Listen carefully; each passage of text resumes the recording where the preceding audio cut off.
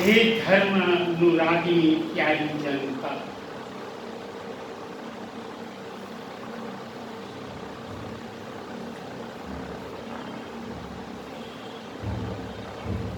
मनुष्य बहुत कुछ पहचानता है।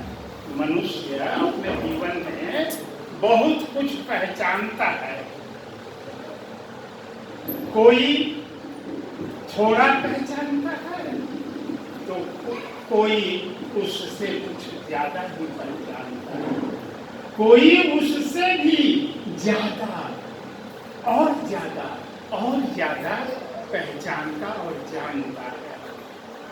आजकल के वैज्ञानिकों ने बहुत चीजों की पहचाना है और बहुत चीजों को आविष्कार भी किया है, जिन्हें देखकर हम लोग आश्चर्यचकित होते हैं।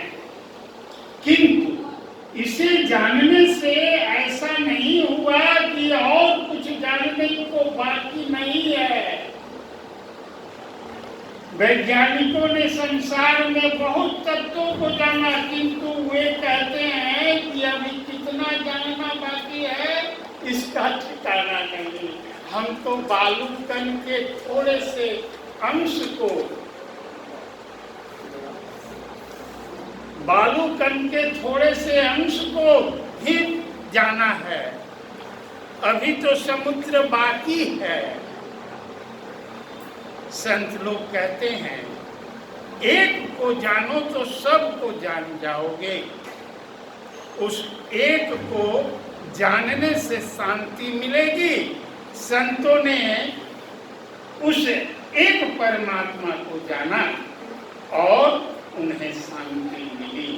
संत लोग उसी ईश्वर को जानने को कहते हैं। अर्थात जो राम जी जंगल में फिर रहे थे, वह राम जी के अंदर जो वास करते हैं आत्म तत्व जो है, हम लोगों के अंदर भी जो आत्म तत्व है वही राम, उसको उजागर करना है। हम लोगों के राम जी बहुत से आवरणों में पड़े हुए हैं। उन आवरणों को हटाने से ही वह राम जी प्रत्यक्ष हो जाते हैं, तब हम चमकने लग जाते हैं। जिस तरह गुरु महाराज को देखते ही लोग पागल हो जाते हैं, गुरु महाराज को देखते ही लोग पागल हो जाते थे। उनमें चमक थी। क्या चीज की चमक? उनमें साधना की चमक थी। उन्होंने ज्योति को पकड़ा था। ज्योति ज्यों ज्यों ज्योति की तेज बढ़ती है अपने साधना में, त्यों त्यों शरीर की तेज भी बढ़ती जाती है और सब आकर्षित होते हैं। यह थोड़ा सा मैंने अपने तरफ से आप लोगों को जानकारी के लिए कहा कि ईश्वर को जानना हम लोगों के लिए अत्यंत अपेक्षित है। जानने के लिए केवल बौद्धिक ज्ञान से नहीं, बल्कि उसे पहचान कर जाना। केवल परोक्ष ज्ञान ही नहीं, अपरोक्ष ज्ञान से भी जानो। अपरोक्ष ज्ञान के लिए बहुत साधना और प्रयास करना पड़ता है। पहले श्रवण मनन करना पड़ता है, इससे भी समय लगता है, इसमें भी समय लगता है और प्रयास करना पड़ता है। श्रवण मनन के बाद मनुष्य को पहचान कर जानने के लिए निधिध्यासन करना पड़ता है।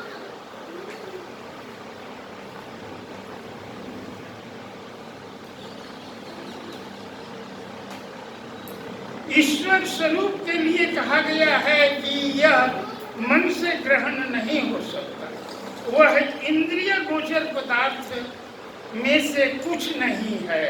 इंद्रियों की जो कुछ प्रत्यक्ष है वह माया है। गोस्वामी तुलसीदास जी ने रामचरितमानस जी में लिखा है, वो गोचर जहाँ लग मन जाई सो सब माया जानहु बाई। अर्थात जो सब शरीरों में रहता है वह शरीरों से निर्लेप रहता है, वह शरीरों से निर्लेप रहता है। सब पदार्थों में भी जो रहते हुए अथवा सब आकारों में भी रहते हुए सबसे निर्लेप और निराकार है, वही तो आत्मा है। उसको पहचानो, यही ईश्वर है। आत्मा कहने से आत्मा परमात्मा दोनों का ज्ञान जानना चाहिए।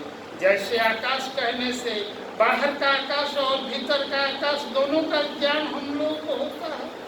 उपनिषदों में आत्मा शब्द का विशेष प्रयोग किया गया है, जबकि यह पृथक किया जाए तो पिंड में ब्रह्मांड, वह आत्मा ब्रह्मांड में व्यापक, वह आत्मा और प्रकृति में व्यापक, वह आत्मा सब एक ही है।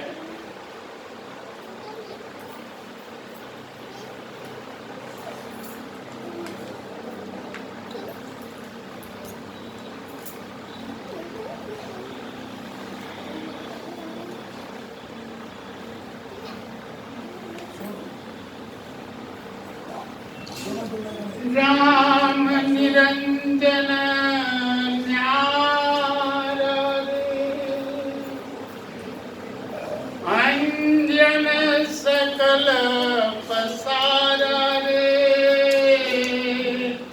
अंजन सकल पसार रे, अंजन उत्पत्ति ओंकार, अंजन मंडिय सब विस्तार, अंजन ब्रह्मा शंकर इंद्र, अंजन गोपी संग गोविंद, अंजन वाणी अंजन वेद, अंजन किया नाना भेद, अंजन विद्या पाठ पुराण, अंजन कोटक कथई ज्ञान, अंजन पाति अंजन देव, अंजन की करे अंजन सेव, अंजन नाचे अंजन गावे, अंजन भेष अनंत दिखावे, अंजन कहो कहाँ लगी केता, दान पुण्य तप तीरथ जेता, कहीं कबीर कोई बिरला जागे, अंजन छाई निरंजन लागे। अर्थात कबीर साहब भी कहते हैं कि इस संसार में सब माया ही माया है, तीर्थ दान व्रत सब माया है। इसके अच्छे अच्छे फल तुम पा सकते हो, स्वर्ग वैकुंठ पा सकते हो, फिर यहाँ आना होगा। अपने पुण्य के फल को प्राप्त करने के बाद इसी संसार में आना पड़ेगा। किंतु परमात्मा का दर्शन इससे नहीं होता है, परमात्मा का दर्शन इससे नहीं होता है। संसार में भटकते रह जाओ, परमात्मा नहीं मिलेंगे। मनुष्य शुभ कर्मों को करें, पवित्र जल को ही तीर्थ कहते हैं, इसमें स्नान करो, किंतु यह मत समझो कि इसी से सब कुछ हो गया, स्नान से ही सब कुछ हो जाता, तो लोग यहाँ संसार में नहीं भटकते। परमात्मा का दर्शन या आवागमन से छूटना ही इससे नहीं हो सकता है।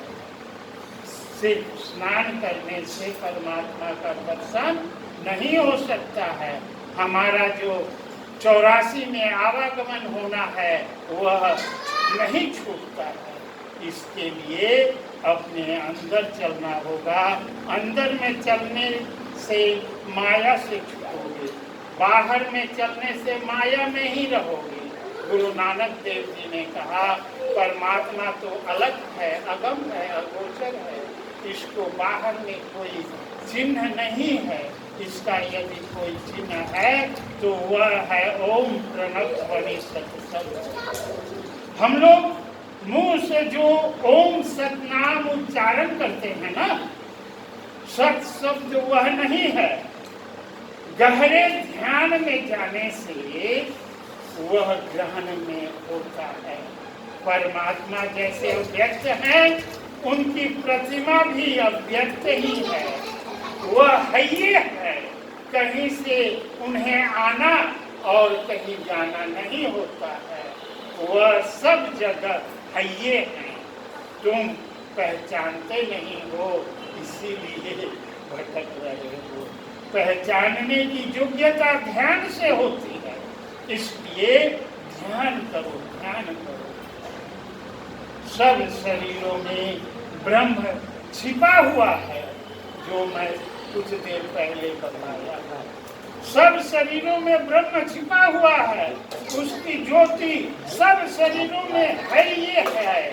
जो निडर ध्यान लगाता है ना, उसको वह ज्योति की प्राप्ति होती है। पवित्र बर्तन में सत्य अटता है। अंतःकरण रूप बर्तन को पवित्र करो, तब ईश्वर को पाओगे। सत्य आचरण करने वाले बहुत कम होते हैं।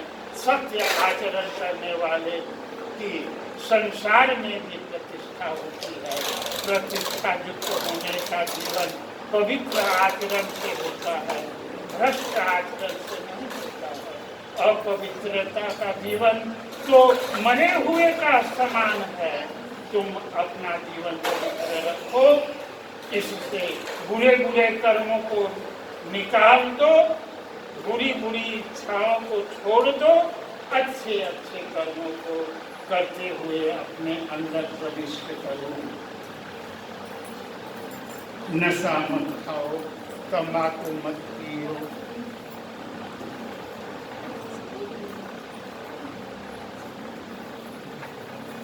अनुमत्ता, विस्मितता, निहंता, क्रय विक्रयी, संस्कर्ता, चोपहर्ता, न खादक चेति घातकः, अर्थात वध करने की आज्ञा करने वाला, शस्त्र से मांस काटने वाला, मारने वाला, बेचने वाला, मोल लेने वाला, मांस पकाने वाला, परोसने के लिए लाने वाला, खाने वाला, ये आठों घातक हैं, हिंसा करने वाले ही कहलाते हैं।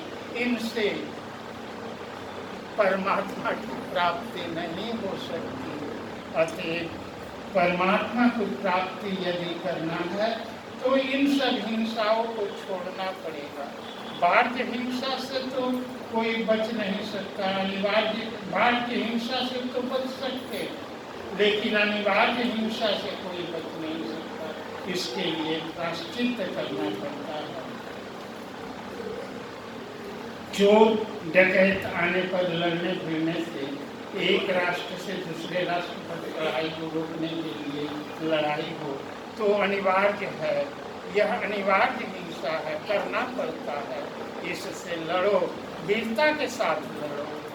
अन्न उपार्जन के लिए जो भी पाप होता है, यानी जीव जंतु मारे जाते हैं, तो वह अपने किए हुए दान से प्रायश्चित हो जाता है।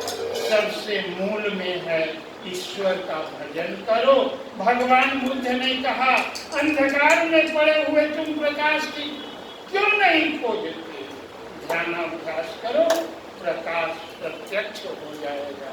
बोलिए प्रेम से श्री सद्गुरु महाराज की।